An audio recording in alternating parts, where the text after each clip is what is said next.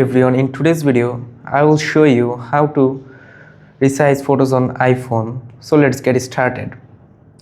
So open the Photos app and select the image you want to resize, any type of image you want to resize, and then click here, click on to crop, and then choose your aspect ratio manually by dragging the edges like this and this here, and just you have to simply click on download button, or done button, and here, and this is how you can resize your photos in your iPhone manually.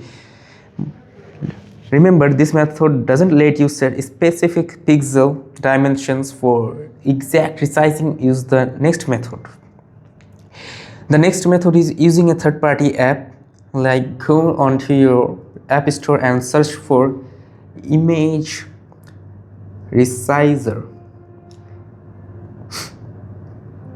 or download any of the applications below and then open it and allow access to your photos. Select the images you want to resize, enter your desired height and width in pixels, tap save to download the resized image. Now you can save it to files or photos as needed.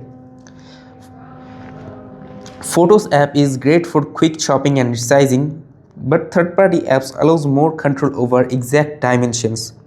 I hope this guide helped. If so, like and subscribe for more iPhone tips. See you next time.